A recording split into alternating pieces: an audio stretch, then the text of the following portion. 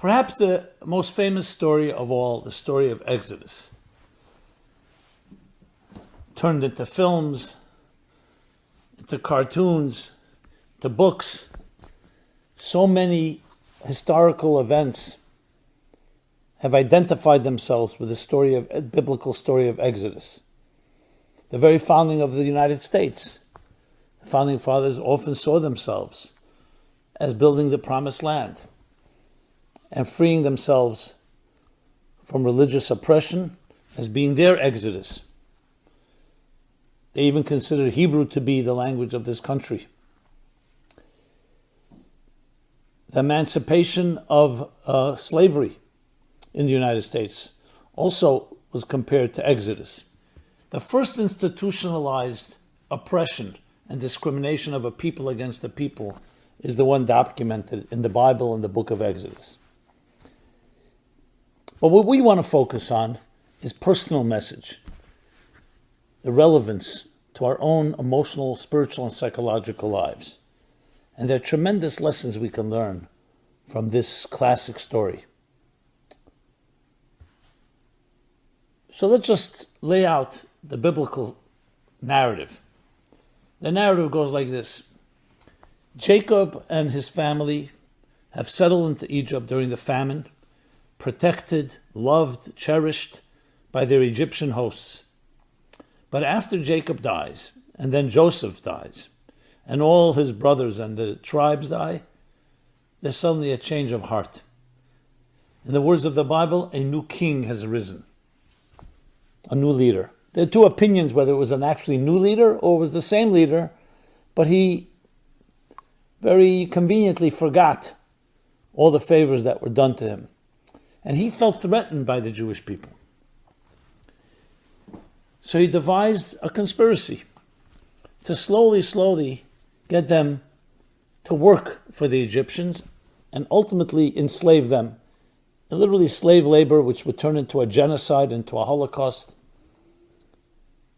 The Nazis actually used similar methods. I'm not sure if they took it from the Bible. But bottom line is, suddenly a free people, were enslaved and completely under the control of their Egyptian masters. And that's the setting. And it gets only worse. The oppression, the affliction, the deaths, all listed in the Bible. You can look at it right in the beginning of the book of Exodus. So without going into all the details, the real question is, what do we learn from this story? What happens? Because if you want to have a historical record of a people oppressed, here's one. And what happened? This nation would ultimately experience exodus, redemption, be freed, leave Egypt, and build the great nation of Israel, and march towards Sinai and then toward the Promised Land. And here we are now, we're talking about over 3,300 years later. To be precise, it's exactly 3,335 years later. And the nation of Israel, despite all odds, despite being oppressed many times after that, not only survived, has thrived.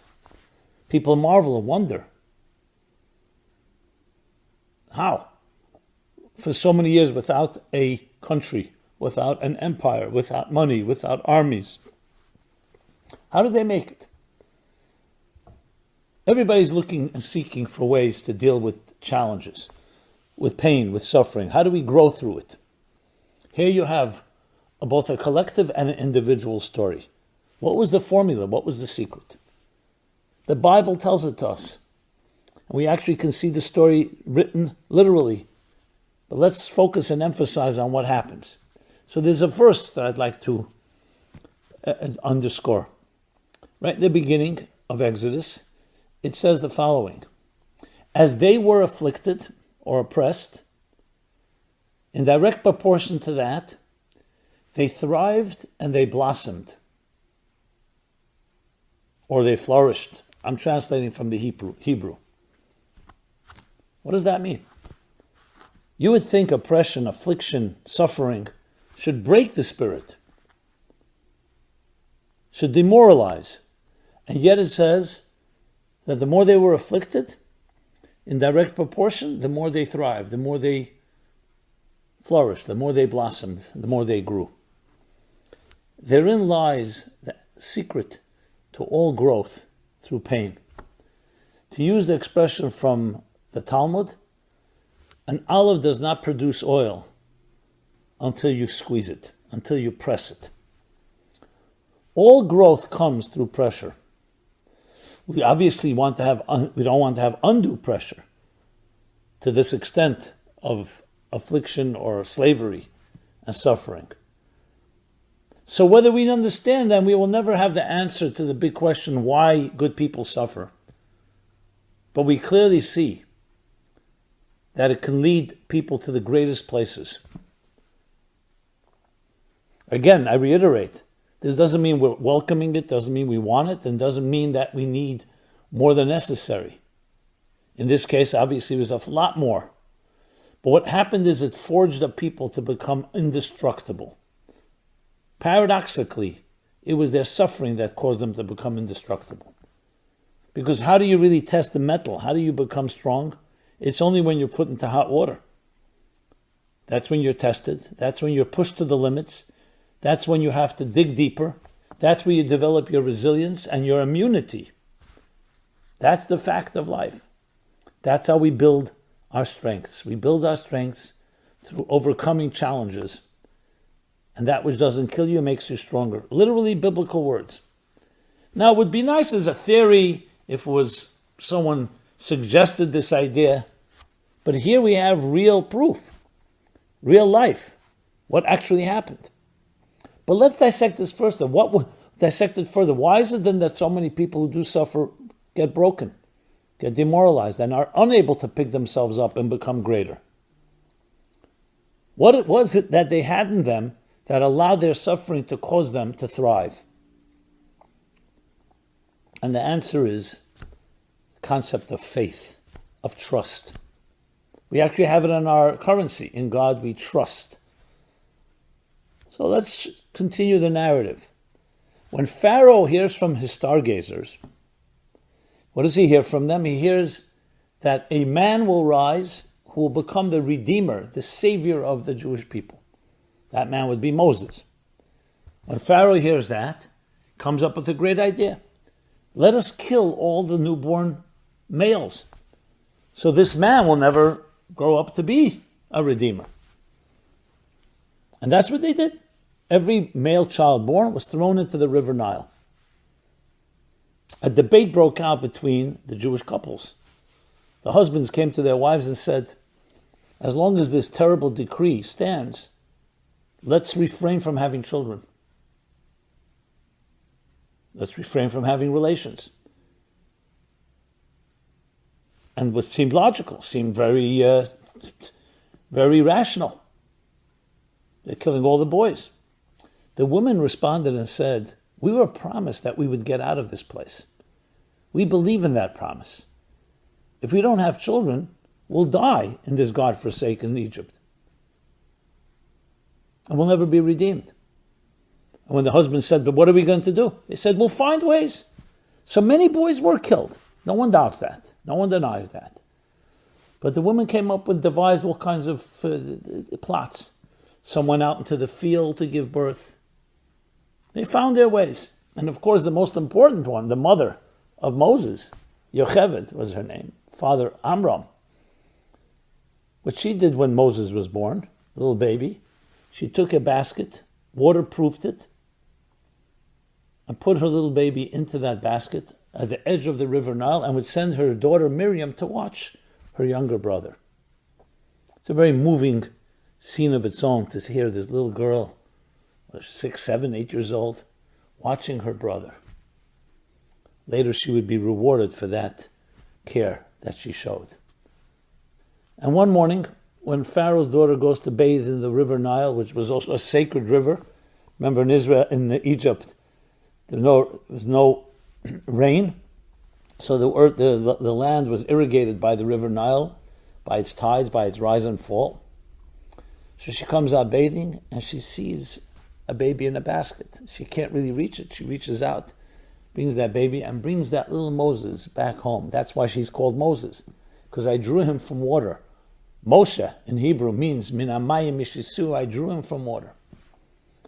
She drew this baby from water and brought him up in Pharaoh's home. And he becomes the redeemer that Pharaoh was so terrified of. So she prevailed, Yocheved. The women prevailed. Yes, there were many sacrifices. Many children died. But what was it that the women had that the men didn't quite have? They had something that Pharaoh could not destroy. Pharaoh thought, who's going to be an enemy of his? The strong men who have more brute strength than the women. The women and children can be subdued. Weapons, he had more weapons than they did. Firepower. That's the way a man thinks. But he forgot about something. Thank God. He didn't realize that what really gives victory is not how many weapons you have, how much brute strength you have. It's how much spirit you have. Spirit. Like the prophet says, not with weapons and not with an army, but with the power of spirit. When you believe in yourself, and when you believe in God, and you believe in the promises, that faith, that trust, gives you a strength that no one can vanquish. How do you destroy such strength? No weapon can destroy it. And it was that prevailed, and that's why we're told that it was in the merit of those women and their faith that the Jewish people left Egypt. That's where they got the strength. And when you know that, there's nothing that can vanquish you. And indeed, affliction and oppression only serves as a catalyst for more growth and thriving and blossoming and flourishing. Left to your own resources, left to your own tools, there's some situations that you feel possible to fight, and many not. And even if you're fighting and you can win, you're not always so sure. But when you hold on to something, there's an expression, when you hold up to something, when you're connected above, you don't fall below. So no matter how slippery the slopes are, no matter how precarious the situation is, you hold on to something that's superhuman. Consistently look through history. The people who suffered and came through it was because they had something stronger than their suffering. They were not defined by their suffering. So though suffering is painful, no one's denying that, but it brought out deeper strengths, and those deeper strengths allowed them to prevail. And this is a lesson for each one of us. What do you hold on to? What are your values? What are the things that are most important to you?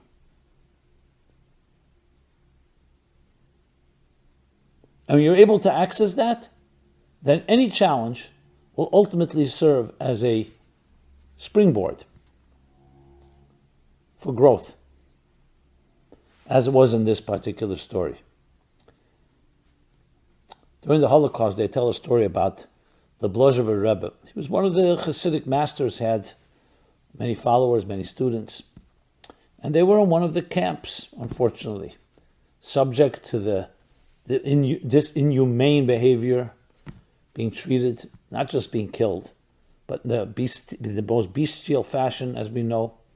Just makes your blood boil when you hear of how they killed men, women, and children wantonly without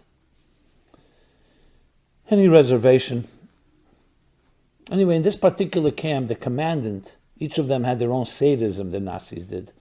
And this particular commander was a sadistic individual who decided he wants to play a game. And he had the Jews line up. They dug wide trenches. Yeah, they had to dig their own trenches. And here was the game. Once the trenches were dug, music would begin to play. They loved to play music. Talk about sadism.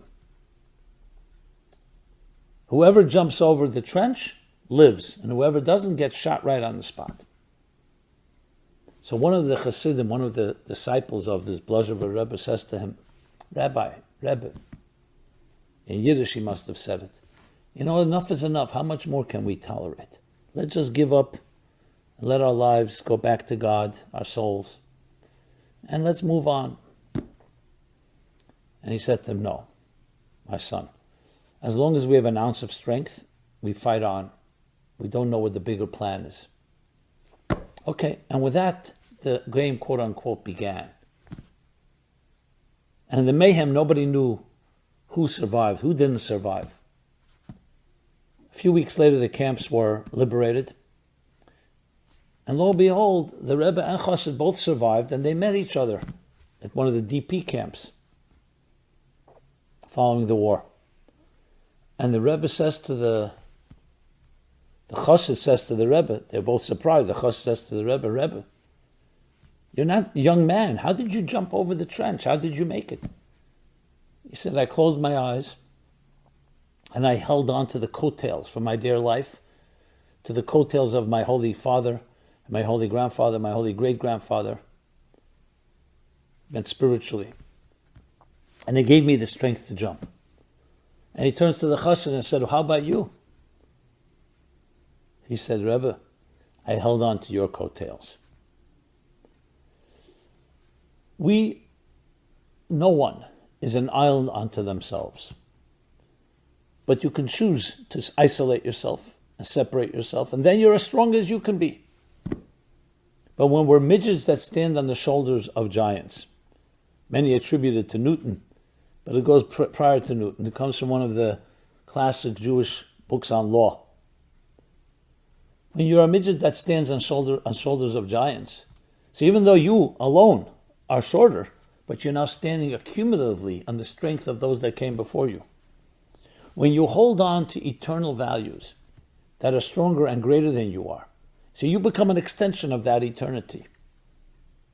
That's what they held on to. And that's when suffering not only doesn't weaken you, it strengthens you. Because the pressure, the challenge, builds that resilience, builds that immunity, builds that tremendous strength, indestructible strength. So in each of our lives, we have to find who are those fathers, grandfathers, great-grandfathers, great-grandmothers, mothers. What do they stand for? What are the values? You hold on to that. Now, none of us should ever know such suffering, and hopefully our ancestors already endured it for us as well. But each in our own way will go through our setbacks. Some perhaps more subtle than others, sometimes quite traumatic. Again, we should all be protected. But when the day comes, and if it does come, don't think you become unprepared. You're filled with an arsenal within your own soul, within your own psyche, and within your own history. It's there for your taking. Always remember, we may suffer, but you're not a sufferer. You're not defined by your life experiences. You may not control your circumstances, but you completely control how you're going to navigate. And in the story of Exodus, we learn the power of invulnerability. We learn the power of indestructibility. And it becomes precisely because we're vulnerable, and precisely because we were susceptible, we were suffering. That made us stronger. And that can make each one of us stronger. This is what we should tell ourselves and tell each other. So whether it's you or someone you know that may be going through a rough patch or a difficult moment, so we all pray that shouldn't come, but if it does come, don't see it as the end of the narrative. It's a story like the woman understood. It's a narrative. The narrative is not over. It may be very painful, and right now it may seem unbearable, but the story is not over. As someone once wrote to me, someone who suffered greatly, lost a young husband and children, and left the little babies, orphans. So she wrote to me, she said, in the end, all will be good. And if it's not good, it means it's not the end. The narrative is not over. Never think it's over. And it also didn't begin with you. You come from generations prior to you that, if you allow it, allow them in, their values, what they stood for, their standards, their virtues, then you come with all that strength. And all that strength is more powerful than any darkness and any suffering and any setback. One of the tremendous lessons of this book of Exodus, called the Book of Redemption, that everything, even the setbacks, are part of that redemption. May we all be blessed only with revealed good, health, long life, and have the least amount of aggravation or anxiety. But everybody, that's what life is about. Everybody will go through their moment. Take this lesson to heart. It's a tremendous lesson in life that can change how you look at yourself and everything around you. And then all the darkness becomes an asset to bring much greater light. Thank you so much. This has been Simon Jacobson. MeaningfulLife.com is our website where you can find this and many other programs. Please, love to hear your feedback, comments, questions, suggestions for future programs. And please share it, pass it on, pay it forward. Thank you very much and be blessed.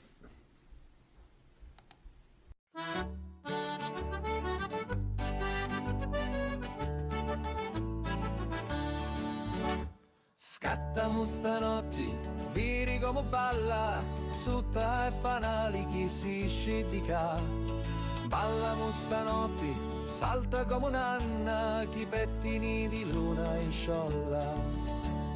Gira musica, gira e non si ferma, come una galla do vento aita. Attira con narina, tamburello e abbacia come sua figliola. Scattamo stanotte, viri come balla, sutta e fanali chi si scidica. Ballamo stanotte, salta come un'anna, chi pettini di luna in sciolla.